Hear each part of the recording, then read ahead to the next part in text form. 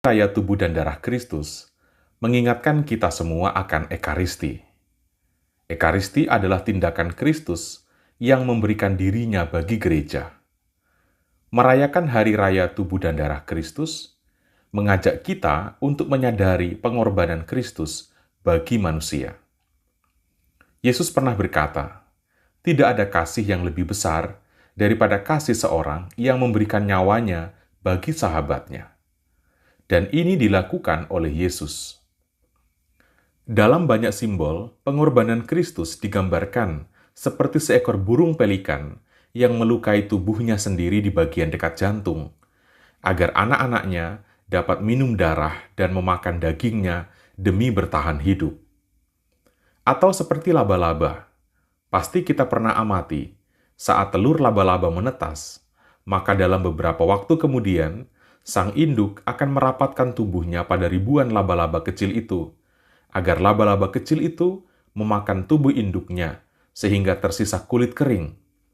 Itu dilakukan agar laba-laba kecil itu memperoleh nutrisi dan dapat bertahan hidup. Yesus berkata, "Aku berkata kepadamu, sesungguhnya, jikalau kamu tidak makan daging anak manusia dan minum darahnya, kamu tidak akan mempunyai hidup di dalam dirimu." Benar saudara-saudariku terkasih, hidup akan disebut sebagai sungguh-sungguh hidup jika dijalani dalam kesatuan dengan Kristus. Artinya, kalau ada orang membangun hidup di luar Kristus atau membangun hidup yang bertentangan dengan Kristus, dia memang sedang terlihat bernafas, tetapi bernafas dalam budaya kematian. Kristus adalah kriteria satu-satunya bagi hidup yang dikehendaki Allah. Dengan menyambut tubuh dan darah Kristus, kita diundang untuk senantiasa menjalin persatuan dengannya. Karena itu, adalah berdosa jika seorang yang menyambut tubuh Kristus, tetapi pola perilaku hidupnya makin hari makin bertentangan dan jauh dengan pola hidup Yesus. Adalah berdosa pula jika seorang yang menyambut tubuh Kristus, tetapi kemudian antipati dengan gereja, antipati dengan paguyuban, antipati dengan persekutuan. Sebab gereja adalah tubuh Kristus. Bagi seseorang yang menyambut tubuh Kristus, maka cintanya akan gereja, cintanya akan komunitas, harus makin bertumbuh dari waktu ke waktu. Saudara-saudari terkasih, Ekaristi adalah kekasan gereja Katolik. Namun saat ini, praktek serupa kita juga jumpai dalam gereja-gereja non-Katolik. Mereka menyebutnya dengan perjamuan. Lalu apa bedanya? Setidaknya ada dua. Yang pertama adalah, di dalam gereja Katolik, roti dan anggur yang digunakan dalam Ekaristi, melalui sakramen imamat dalam diri seorang yang tertabis atau imam, ditransubstansiasi atau diubah hakikatnya, sehingga bentuk dan rupanya masih sama, tetapi hakikatnya sudah bukan lagi roti dan anggur, melainkan tubuh dan darah Kristus. Karena itu, saat seorang Katolik menerima roti dalam Ekaristi, itu bukan lagi roti, tetapi tubuh Kristus sendiri. Perubahan ini terjadi satu kali untuk selamanya. Artinya, melalui Ekaristi, roti dan anggur akan selamanya menjadi tubuh dan darah Kristus. Yang kedua adalah, dalam gereja Katolik, Ekaristi bukanlah sekedar perjamuan atau pengenangan, melainkan menghadirkan kembali peristiwa penebusan Kristus. Sehingga, Ekaristi disebut sebagai peristiwa pengorbanan Kristus. Memang benar bahwa Yesus menebus kita satu kali untuk selama-lamanya. Tidak perlu ada pengorbanan lagi. Yesus tidak perlu mati lagi. Dan Ekaristi bukan mengorbankan Kristus lagi dan lagi. Ekaristi menghadirkan kembali peristiwa pengorbanan Kristus di Bukit Golgota 2000 tahun lalu di atas altar dalam bentuk sakramental. Artinya, seorang yang mengikuti Ekaristi, dia mengikuti dan mengalami peristiwa pengorbanan yang dikerjakan Kristus di atas Bukit Golgota. Dengan begitu, pengorbanan Kristus dialami secara real dalam Ekaristi untuk manusia di setiap zaman dan dimanapun. Di akhir renungan ini, saya ingin menyampaikan sedikit katekese.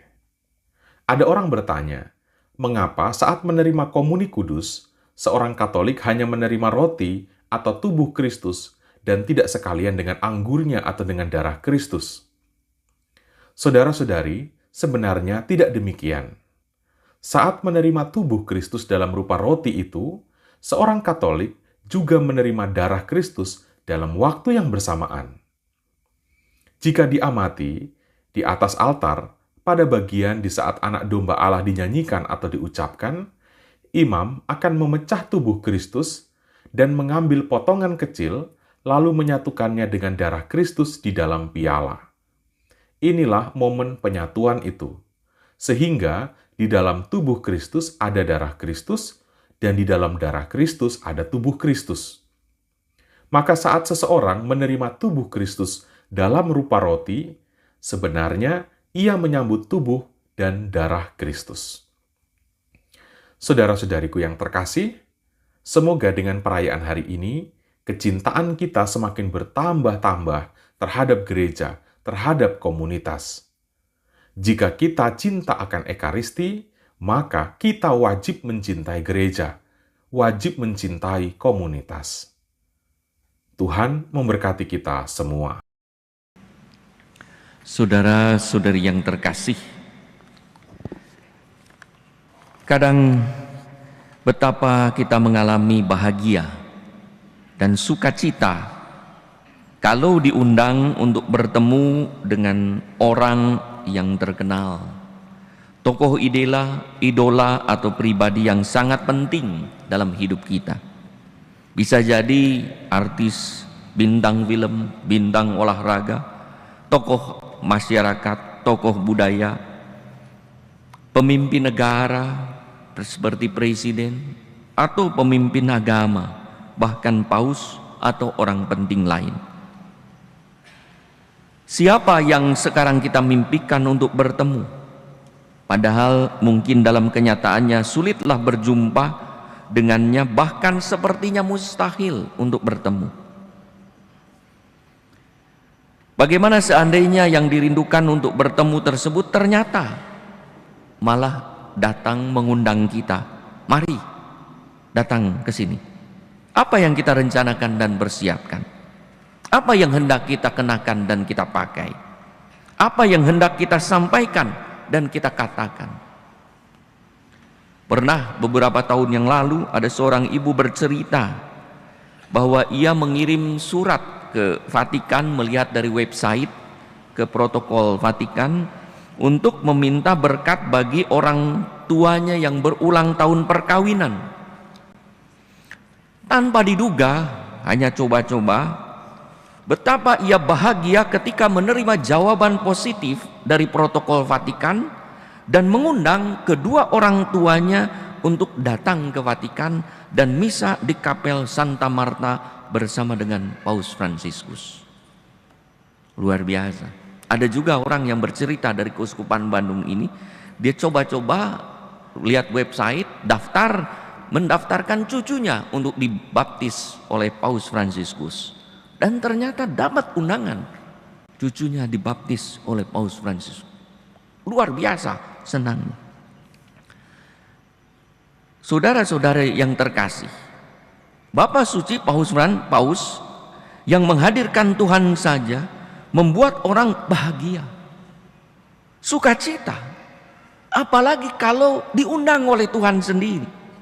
Bayangkan kalau saudara-saudari sekarang diundang Paus Leo ke-14 untuk ke Vatikan, apa rasanya? Luar biasa ya, berbunga-bunga, seperti kejatuhan apa itu ya. Pada hari raya tubuh dan darah Kristus, kita diingatkan bahwa yang sebetulnya sangat dirindukan oleh manusia, yaitu Tuhan, dan kita yakin Tuhan Yesus mengundang kita untuk datang ke perjamuan Ekaristi dan bertemu dengannya secara real dan sakramental dalam rupa komuni suci. Bahkan bukan hanya bertemu, bersentuhan, tetapi juga diperkenankan menyantapnya sebagai makanan dalam perziarahan di dunia ini. Kita sebenarnya adalah orang-orang yang seharusnya bersuka cita karena selalu diundang oleh Tuhan setiap minggu, bahkan setiap hari pada perayaan Ekaristi. Maka kalau kita datang misa, sebetulnya Tuhan yang mengundang kita. Tuhan menggerakkan kita lewat Roh Kudus-Nya, mendorong kita dengan berbagai cara hingga kita bisa hadir. Tuhan rindu bertemu dengan kita, dan kita juga rindu bertemu dengannya. Saudara-saudari yang terkasih, peristiwa mujizat 5 roti dan 2 ikan yang mengenyangkan semua orang yang mengikuti dan mendengarkan ajarannya, dan disebutkan kira-kira ada 5.000 laki-laki, tidak termasuk anak-anak dan wanita, bahkan masih meninggalkan sisa 12 bakul, adalah antisipasi akan apa yang Yesus berikan kepada para muridnya kelak. Bukan lagi roti, tetapi tubuhnya sendiri yang akan dikurbankan menjadi makanan rohani yang akan memberikan kekuatan kepada para muridnya. Pada penggandaan roti ini Yesus melaksanakan apa yang sama persis dilakukan pada perjamuan malam terakhir. Yesus mengambil roti. Kalau ingat perjamuan malam terakhir, Yesus mengambil roti, mengucap berkat, memecah-mecahkan, dan membagikannya kepada para murid.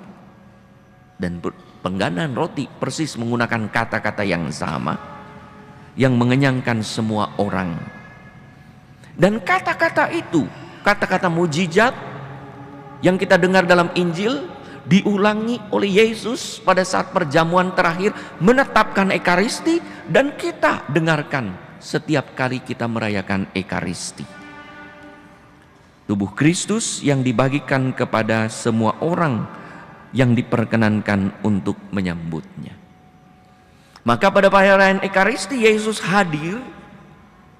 Imam itu menampilkan diri sebagai disebut impersona Christi, yaitu dalam pribadi Kristus.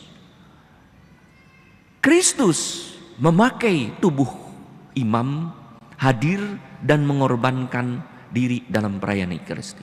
Kurban yang sama di atas salib dihadirkan kembali dalam perayaan Ekaristi. Roti dan anggur yang dikonsekrasi oleh imam dalam perayaan Ekaristi lewat doa pencurahan Roh Kudus dan kemudian pengucapan kata-kata Yesus sendiri menjadi tubuh dan darah Kristus. Dalam gereja Katolik dikenal istilah transsubstansia. Jadi substansi ini transsubstansia. Jadi ada perubahan substansi. Roti tetap berwujud roti, maka hosti yang kita sambut tetap wujudnya tuh hosti, gandum. Tetapi bersubstansi tubuh Kristus. Substansinya sudah berbeda dengan apa yang sudah diberkati dan yang belum. Maka kalau anak-anak kecil tuh minta komuni, kasih yang belum diberkati, boleh, boleh. Kasih nih banyak. Mau minta 2, boleh gitu ya, boleh. Tapi kalau tubuh Kristus, anak kalau pas komuni minta, enggak boleh, itu tubuh Kristus, belum mengerti. Nanti kalau pulang, ya kalau pastornya murah hati, kasih tuh anak tuh. Nih, minta lagi. Ayo belajar komuni lah, gitulah. Enggak apa-apa. Nah itu boleh dibagikan. Bahkan ada juga tuh pecahan-pecahan hosti yang dijadikan kue tuh dijual tuh ya. Nah itu enggak apa-apa itu. Nah itu tetap itu gandum. Tapi begitu dikonsekrasi, isinya sudah bukan gandum, tubuh Kristus tuh. Lalu anggur tetap berasa anggur, tetapi berubah menjadi darah Kristus. Maka rupa, rasa, bentuk sama, tapi substansi berbeda. Sudah menjadi tubuh dan darah Kristus. Sudah punya kuasa yang luar biasa. Sekali berubah, tetap berubah. Maka setelah bersisa, tetap tubuh Kristus. Untuk itu kita memerlukan tabernakel untuk menyimpan tubuh Kristus. Maka kita bersyukur karena kita mendapat privilege untuk bukan hanya iman kita ini berjumpa dengan Tuhan, tetapi menyambut, memegang, dan menyantapnya dalam rupa hosti kudus. Yesus yang sama berkeliling berbuat baik, melakukan banyak mujizat. Tadi dalam Injil kita dengar Yesus menyembuhkan semua orang yang memerlukan penyembuhan. Baru setelah itu melakukan mujizat penggandaan roti. Yesus yang sama, yang dulu yang hadir dalam perayaan Ekaristi, itulah yang melakukan mujizat-mujizat kita. Pernah ada satu cerita mujizat Ekaristi, ada begitu banyak, dari Santo Antonius Padua. Pada abad ke-13, Santo Antonius bertemu dengan seorang pedagang kaya bernama Bono Nilo. Bono Nilo diyakinkan untuk percaya pada Ekaristi, percaya pada tubuh Kristus. Tidak yakin. Kata Antonius Padua, baik, kalau begitu keledaimu ikat di sana, jangan diberi makan beberapa hari keledai. Dan setelah itu saya akan mengadakan perayaan Ekaristi. Dan ia mengadakan perayaan Ekaristi. Lalu setelah mengadakan perayaan Ekaristi, keledai dilepas. Santo Antonius membawa sakramen Maha Kudus. Lalu di sana disediakan jerami untuk makanan keledai. Lalu keledai disuruh berjalan memilih mau jerami atau tubuh Kristus. Yang menarik adalah keledai itu berjalan menengok jerami, tetapi tidak menuju jerami, menuju ke sakramen Maha Kudus yang dibawa oleh Santo Antonius dan berlutut di depan sakramen Maha Kudus. Bonivillo, pedagang kaya itu, bertobat dan percaya bahwa tubuh sakramen Maha Kudus, hosti yang telah dikonsekrir itu sungguh tubuh Kristus. Dan itulah yang kita alami. Ada begitu banyak mujizat Ekaristi yang mendapat peneguhan setelah menyambut tubuh Kristus. Maka kalau ada orang yang berdoa meminta sesuatu, saya berkata minta kepada Yesus dalam sakramen Maha Kudus. Sungguh ada begitu banyak. Seorang bayi yang ada di paru-parunya bolong harus dioperasi, ibunya khawatir, masih belum setahun umurnya, khawatir, dokter mengatakan tidak ada jalan, minta mujizat pada Ekaristi, berdoa pada Yesus saat Ekaristi, berdoa. Waktu diperiksa, dokter mengatakan tidak jadi operasi karena sudah tidak berlubang. Ada banyak orang yang sakit jantung, orang yang sakit kanker, orang yang ingin mendapat anak setelah 12 tahun berdoa pada Yesus yang sama yang memberi mujizat. Setahun kemudian sudah menggendong seorang bayi. Orang tua yang ribut dengan anaknya sekian puluh tahun tidak berbicara, seminggu kemudian setelah meminta pada mujizat Ekaristi mengalami perdamaian. Karena begitu yakin Tuhan hadir. Memang Tuhan sungguh hadir pada Ekaristi. Maka pada Ekaristi ini kita ternyata bukan hanya diundang oleh orang terkenal, tokoh ideolog, tapi Tuhan sendiri yang mengundang kita. Ada banyak mujizat-mujizat lain saat dari perayaan Ekaristi, ya, tentang perubahan. Bahkan di beberapa tempat ada yang sungguh berubah. Hosti berubah menjadi daging, anggur sungguh rupanya berubah menjadi darah. Ada yang berubah. Ada beberapa tempat yang mengalami mujizat ini. Saudara-saudari yang terkasih, maka hari ini kita diingatkan akan iman gini. Dan syukur atas berkat yang Tuhan berikan kepada kita, yang berkenan hadir di tengah kita dan meneguhkan. Maka seharusnya kita menjadi orang-orang yang selalu bersuka cita karena bertemu dengan Tuhan sendiri, diteguhkan. Yang sedih dihibur, yang gembira diteguhkan, yang berjuang dikuatkan, yang punya harapan diberi kekuatan. Maka bagaimana sikap kita pada Ekaristi saat pribadi kudus, yaitu Tuhan sendiri hadir? hadir di tabernakel, dalam sakramen, nanti hadir mempersembahkan dalam rupa, dalam diri para imam. Kita bersujud mengatupkan kedua tangan, tanda hormat. Bagaimana saat komuni? Mempersiapkan duduk. Atau kadang-kadang fokus. Maka kalau dipanggil teman, fokus. Tulis lu. Gini aja. Nah, ada beberapa teman, tiba-tiba tubuh Kristus kaget, udah di depan pastor gitu. Nah, baik, siapkan. Ya. Jadi tidak apa-apa, fokus dulu. Dia bilang, tadi belagu, bukannya belagu, ada Tuhan tuh di sana yang jauh lebih penting daripada kamu. Gitu. Ya. Nah, jadi berkat. Apakah kita menyiapkan diri dengan pas dan pantas untuk berjumpa dengan Tuhan? Ataukah terganggu banyak hal hingga peristiwa istimewa yang kita alami ini lewat begitu saja tanpa kesan dan tanpa pesan? Mari kita sadari Tuhan yang hadir dalam perayaan Ekaristi. Mari kita berjumpa, kita sampaikan harapan-harapan kita, kita ungkapkan syukur kita pada Tuhan.